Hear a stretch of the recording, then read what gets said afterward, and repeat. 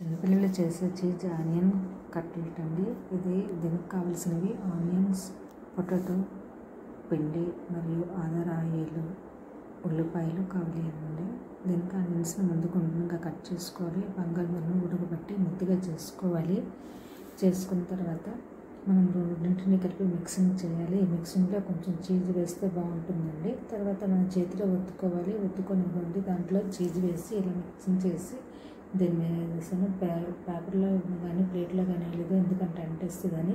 దీంట్లో వేసేటప్పుడు పసుపు ఇప్పుడు ఏం చేయాలంటే కొంచెము అరటి పిండిలో ఉన్న ఉప్పు, పసుపు, కారం కలిపేసి మనం ప్రిపేర్ చేసుకుని ఉంచుకుంటామండి. దీన్ని కట్లెట్ లోపల బయట వేసేసి మనము డీప్ ఫ్రై చేయాలి. దీన్ని కలిపేటప్పుడు మనం కొంచెం మరీ పలుచగా కాకుండా మీడియం సైజులో వేసుకోవాలి.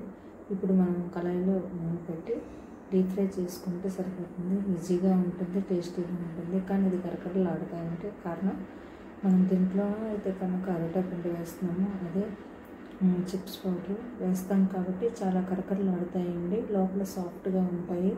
మనము స్నాక్స్ తినేటప్పుడు చాలా టేస్టీగా ఉంటుంది. కొన్నిసార్లు అన్నంతో కూడా నంచుకొని తినొచ్చండి. చాలా బాగుంటుంది. టేస్ట్ చాలా టేస్టీగా ఉంటుంది. ఒకసారి ట్రై చేసి చూడండి.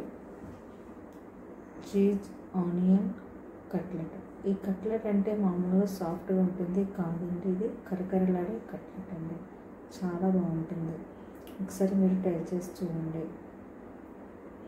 చాలా టేస్టీగా ఉంటుంది. ఇవన్నీ మళ్ళీ గార్నిష్ చేసాము. మీరు ఒకసారి దీన్ని ఓపెన్ చేసి చూస్తే మనకి చీజ్ అనేది బయటకు పుదీనాతో గార్నిష్ చేసామండి. కానీ మనం ఇది ఒకసారి ఓపెన్ చేస్తే కనుక చీజ్ చూడండి ఎంత చక్కగా బయటకు వస్తుందో. చూస్తే చిన్నపిల్లలు చాలా చక్కగా సరదాగా టేస్టీగా ఉంది కాబట్టి తింటారు. చూడటానికి కూడా చీజ్ చాలా బయటకు వస్తుంది. దీన్ని ట్రై చేసి చూడండి.